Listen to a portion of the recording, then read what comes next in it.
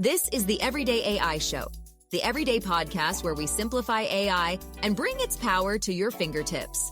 Listen daily for practical advice to boost your career, business, and everyday life. This podcast is supported by Google. Hey everyone, David here, one of the product leads for Google Gemini.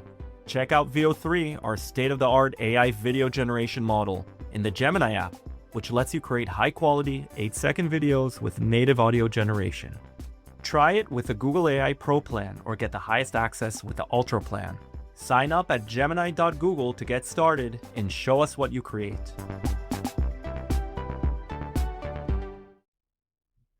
In the rush for AI success, it's really easy to overlook probably one of the more important things, and that's your data strategy. As generative AI has become more and more accessible to non-technical people that don't have, huge data teams or maybe experience on data strategy, it can be pretty easy to overlook what is probably the biggest step. And that's why I'm excited for today's conversation on how a transformative data strategy can power your AI success. All right. Thank you for tuning in and welcome to Everyday AI. What's going on, y'all? My name is Jordan Wilson and I'm the host of Everyday AI. And this is your daily live stream podcast and free daily newsletter, helping everyday business leaders like you and me not just keep up with what's happening in the world of AI, but how we can use it to get ahead, to grow our companies and our careers. So if that sounds like what you're doing, you are in the right place. It starts here with our unedited, unscripted live stream and podcast, but where you actually are going to go and put this into practice is on our website. So please, if you haven't already, go to youreverydayai.com, sign up for that free daily newsletter. There, we're going to be recapping the highlights from today's conversation, which I'm excited about. But also in the newsletter, you're going to see everything else that's happening in the world of AI, put simply for you to know and take advantage of. And so you can be the smartest person in AI at your company or in your department. So please make sure to go check that out. The AI news is going to be in there as well. So without further ado, let's go ahead and bring on our guest for today. I'm excited to have him. So live stream audience, please help me welcome to the show. We have Ashish Verma, the U.S. Chief Data and Analytics Officer at Deloitte. Ashish, thank you so much for joining the Everyday AI Show. Jordan, thank you for having me. All right. It's a great conversation. Yeah, I'm excited for it. So first, I'm sure everyone or almost everyone is aware of Deloitte, but, could you just tell us a little bit about what you do in your role there?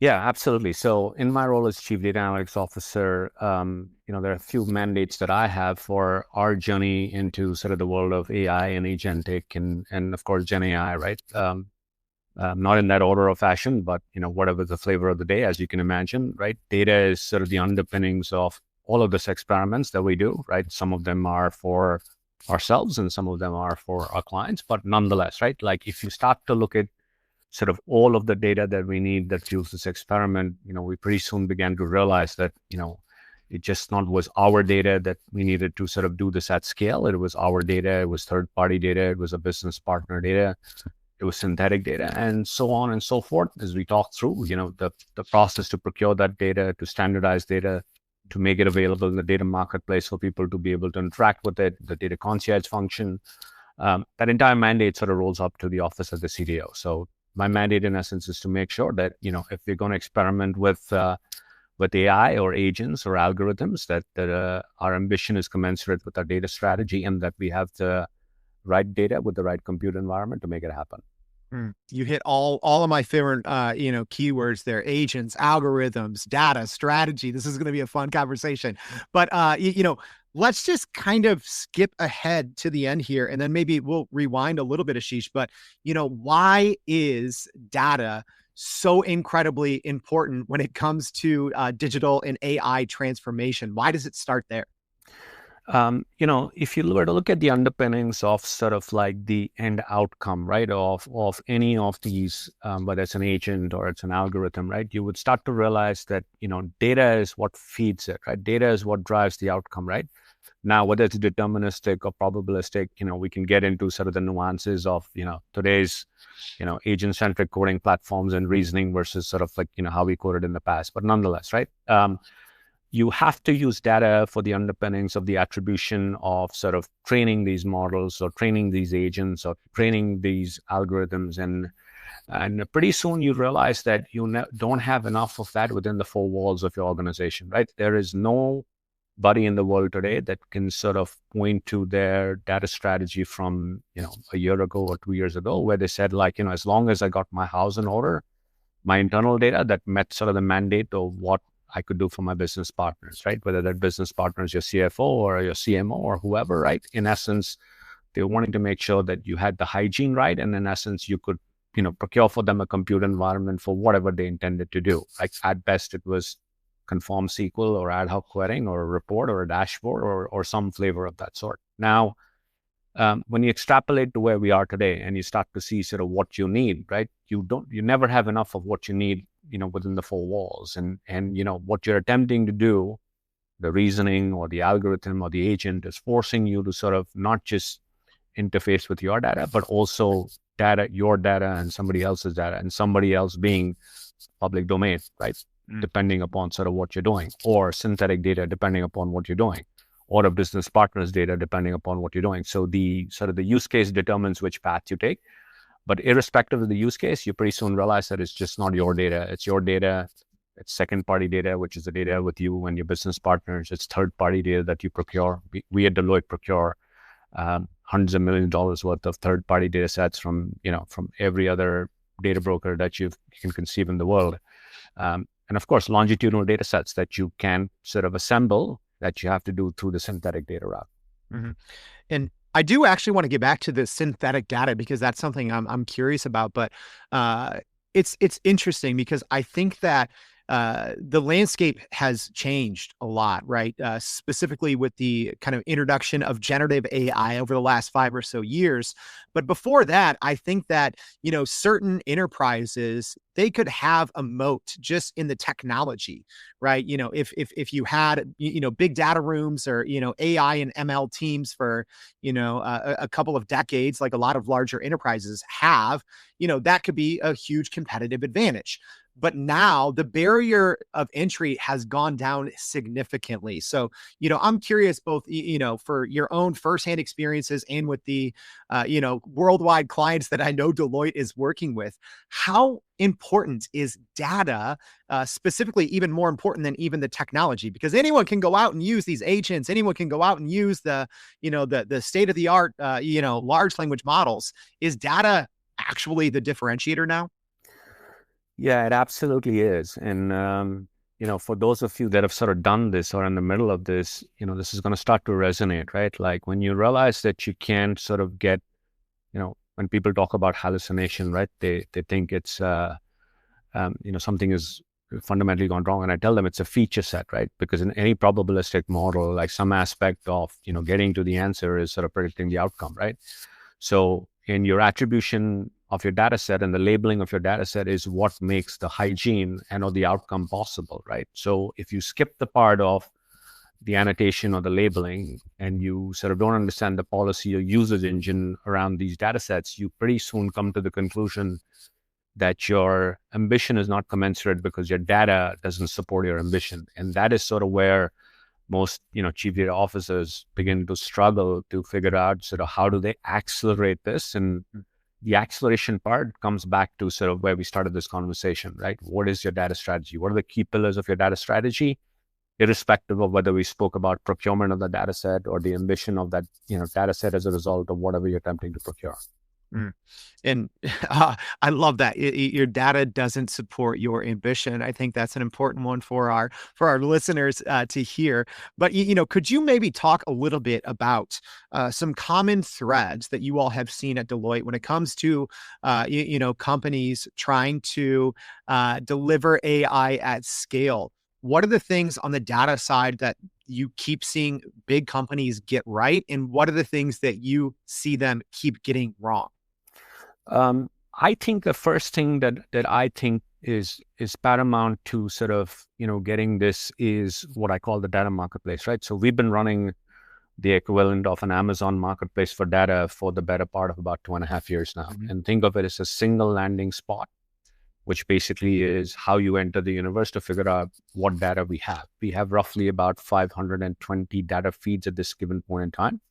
Think of those 520 covering all permutations, public domain, Deloitte internal, synthetic, third party, so on and so forth. And the reason why that data marketplace is very important in essence is that is sort of where we understand the use case consumption criteria or usage criteria that sort of formulates a procurement strategy, right? If we didn't have the data marketplace, it was very, very difficult to interact with our business user world. I mean, there's 450,000 people at Deloitte, 455,000, 178,000 in the US, right? So when 178,000 people come knocking to figure out what data you have, what policy engine on that data you need, and what can it feed and what it cannot feed, what the terms and conditions are, I don't think that you can have a human middleware in the equation concierging that data set one user at a time. So I think the biggest thing that I get asked about is, what led to a data marketplace and how does a data marketplace become contextual to people's ambition, right? Like, so,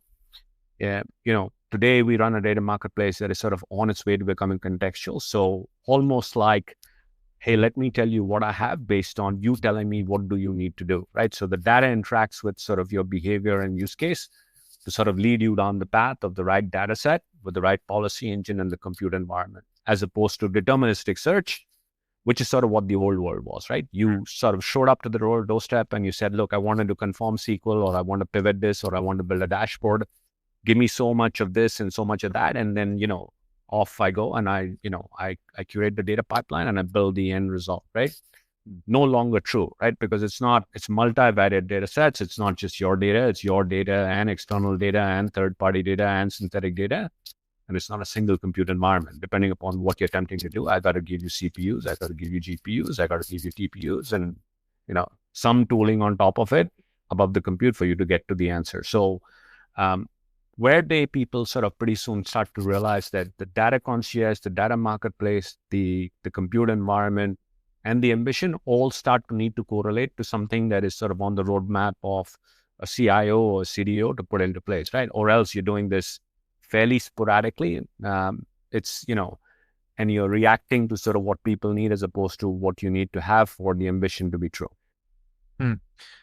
One thing I'm always thinking about is there's obviously different sectors in the business world that naturally have access to more quantifiable data, right?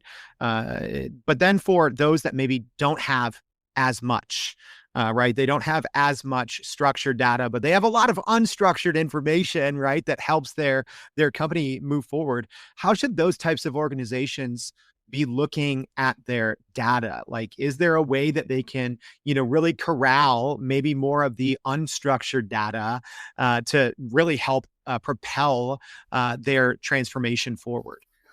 Yeah, I mean, like I talk about, you will also sort of, come to another conclusion when you start this journey for agentic and AI, right?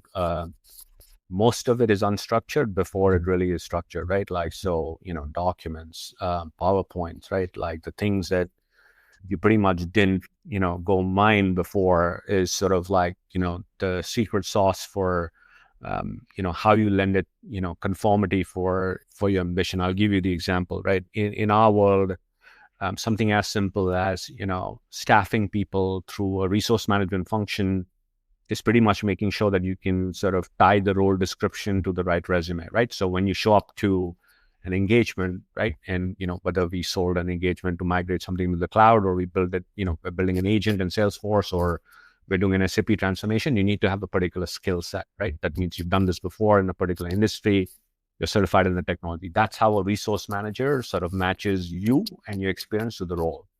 And every resume is either in a Word document or a PowerPoint. There is no humanly possible way for a resource manager to reach 455,000 or 177,000 resumes to find you the right role. So what they do is they do a keyword search, right?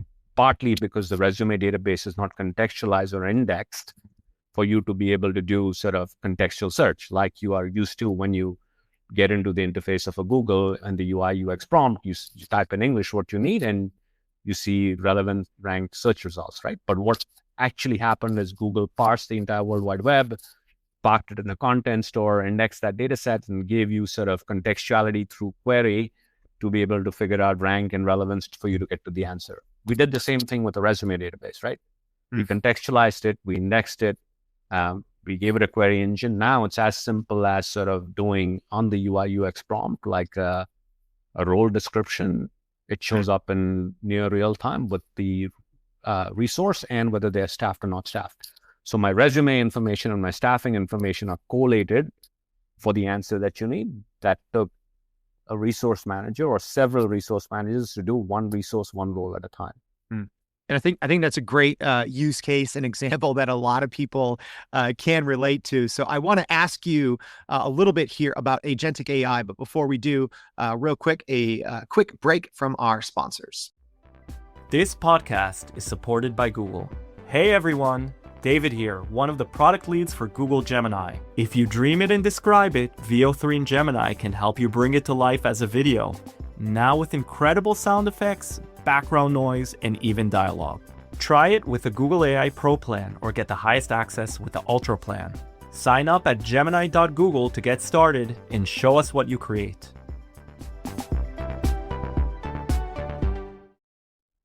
All right, so Ashish, we talked a lot about the importance of data for a helping your digital transformation strategy. But when it comes to agents, like that's when I even start thinking about data a little differently, right? Because even if it's a human, operating a large language model powered system, there's still a human that kind of looks at that data at some point, you hope, and they're like, yeah, that's correct. But when it comes to agentic AI and when these systems are going to start using our dynamic data and start executing decisions on our behalf, I think it even more so prioritizes the importance of correct data. Could you talk a little bit about, what you've seen so far in your experience in that regard when it comes to having your data right, specifically for agentic AI? Yeah, I mean, I'll tell you, right? Like the reasoning aspect of an agent, is sort of what is very appealing about the fact that, you can have a set of tasks being done on behalf of a human or a machine by an agent, right? So think of agent as something that knows how to reason through a set of complex tasks to arrive at an outcome when you feed it some data. I think where things we talk about, agents behaving themselves or an agent registry or an agent orchestration, all the nuances of getting agents to operate.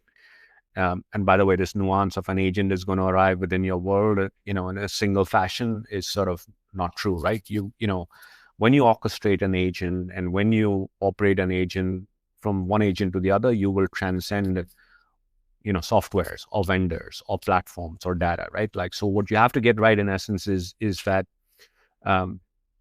the attribution of the data set that feeds that agent, needs to be annotated correctly for you to be able to get that agent to sort of behave within the guardrails or boundaries of what you're accepting or what you're expecting the answer to be. And the nuances of that is realized when you start to train the agent to start to do things and you realize that, it is doing something that is not deterministic and it's doing things sort of that are, not expected. And the reason why that is transpiring is because the attribution of the data that feeds that agent is sort of doing or feeding it things that's leading it to sort of an unexpected answer, right? That's the best way I can put it, or not what you would have expected, right? Like, so I think that if you start to look at attribution for the purposes of agentic, or if you look at attribution for the purposes of labeling for agentic, you'll pretty soon come to the conclusion that, that is sort of one of the biggest drivers for why agents, orchestration or registration or interoperability of agents becomes such an important component, which is why protocols like, open standard protocols for agent to agent is a big topic of conversation, no matter where you go these days. Yeah. And talking about these different, protocols, and maybe if you could explain a little bit for our less technical audience, kind of like what you said there is, labeling data for agentic AI. Like, is it different, right? And how should, especially those larger organizations that do have the resources, how should they be treating their data differently if it's ultimately going to be going through, a large language model type application with a human operating it versus an agentic operation? Like, what is that, what are the main differences, if any, for handling that data for agentic use? Yeah, no, the the process of how it goes through sort of the curation in one technology versus the other is the nuance of, whether you use an LLM or you use an LLM-centric agent or not, right? But the nuances of labeling is very evident even in structured data, what you do today, right? Like, so if you didn't have the right cataloging or the business metadata, business glossary, right? Usage today is a problem as well. I mean, when I talk to most organizations, they talk about how they haven't conquered their structured data challenges. And they're not talking about they're talking about process-centric software instantiating data that needs to be labeled for usage, right? So if you look at sort of the world of how data is created within the four walls of most organizations today, you run a process-centric software. That's SAP, that's ServiceNow, that's Salesforce, so on and so forth. And the process instantiates data. Right? Once the process instantiates data, somebody needs to annotate or label that data for business context, technical context, so that the usage, the persona that uses it, whether it's a business person that develops a report on the back of it or data engineer that builds a data pipeline on the back of that data, knows sort of what its intent is and starts to know the boundaries of usage of the data, right? That is a fundamental challenge irrespective of agent or LLM, right? The problem is magnified because in tomorrow's world or an agent world, that data is not originating within the organization. So guess what the burden of proof lies? It lies with the people that use something that is not happening within their four walls. Now you're talking about labeling, annotation, business glossary, technical catalog to be built for those data sets. Imagine if it was hard to do it for your own data. Imagine how impossible is it to do it for something that happens outside of your four walls.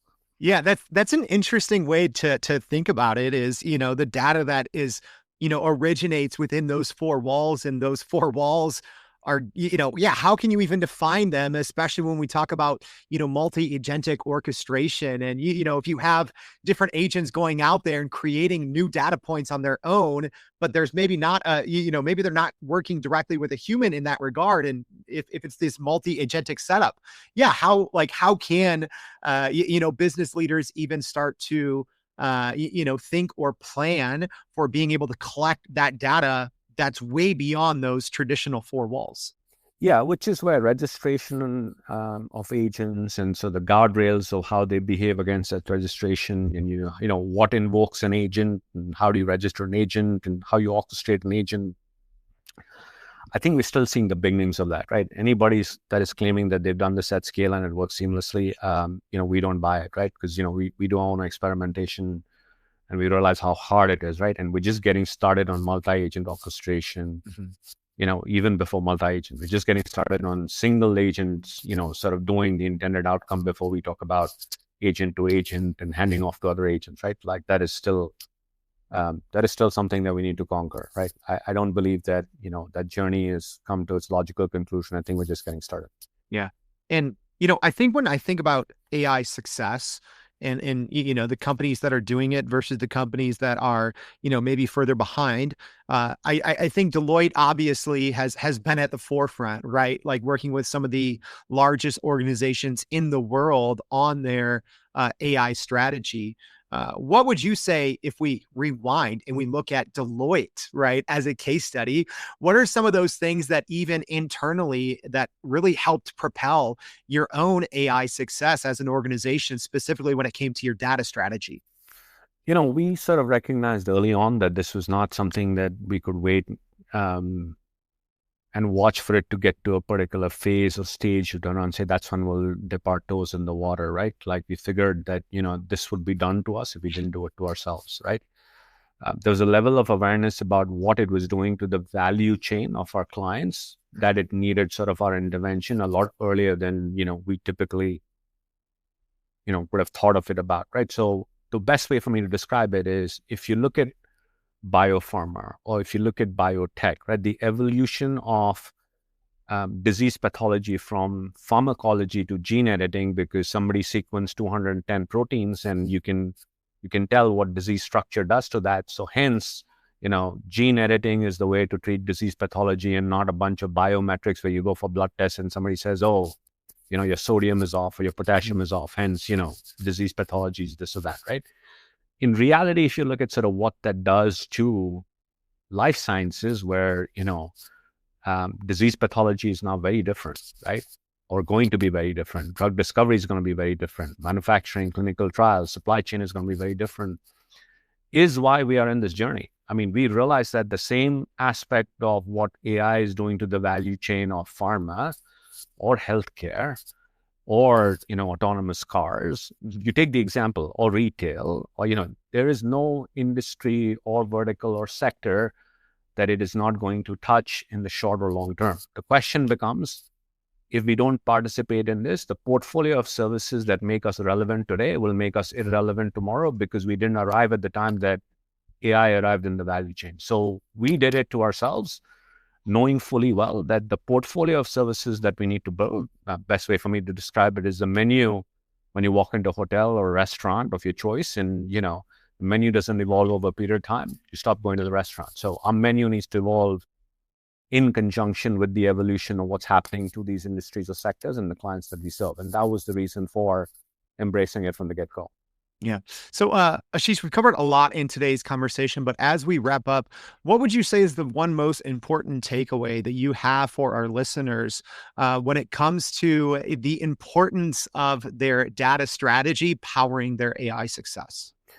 I mean, what I would say is, walk with the end in mind, right? Like, if you sort of understand the outcome that you need to intend to do with your data, right? Like that is your North Star, right? Everything else that you do should be in the service of that, right? So, for example, right, if your ambition is to be agentic, or if your ambition is to be, agentic plus, whatever the permutation or choice of tool that you use, or consumption pattern, right? Means you're going to use the data to consume it in a certain way, whether it's for reasoning, whether it's for LLM, whether it's for conform SQL, whatever it may be, AI, ML. You pretty much have to build your data strategy anticipating that is sort of, the capabilities that you need to have, not when the use case arrives, not when your business partner arrives, but in anticipation of the fact that it is, what I call horizon 2, right? Not even horizon 3, and most of these problems, when I classified in my mind, they don't look like horizon 2. They actually look like today's problems, right? And for us to be able to sort of be relevant to our business partners, we needed to have a data strategy that would serve the interests and needs of how we procure data, what data do we procure, how do we annotate it, how do we label it, how do we get into a compute environment. It was such great advice, and really helping us lay the roadmap out, because everyone's worried and wondering about data and their strategy. So, Ashish, thank you so much for taking time out of your day to join the Everyday AI Show. We really appreciate it. Thank you, Jordan. All right. And as a reminder, y'all, if you missed something you said there, because there is a lot of great value, don't worry. We're going to be recapping it all in our newsletter. So make sure, if you haven't already, go to youreverydayai.com. If this is helpful, tell someone about it. If you're listening on the podcast, please make sure to follow the show and subscribe. Thank you for tuning in. Hope to see you back tomorrow and every day for more Everyday AI. Thanks, y'all. This podcast is supported by Google. Hey everyone, Shrestha here from Google DeepMind. The Gemini 2.5 family of models is now generally available. 2.5 Pro, our most advanced model, is great for reasoning over complex tasks. 2.5 Flash finds the sweet spot between performance and price. And 2.5 Flash Lite is ideal for low latency, high volume tasks. Start building in Google AI Studio at ai.dev. And that's a wrap for today's edition of Everyday AI. Thanks for joining us. If you enjoyed this episode, please subscribe and leave us a rating. It helps keep us going. For a little more AI magic, visit youreverydayai.com and sign up to our daily newsletter so you don't get left behind. Go break some barriers, and we'll see you next time.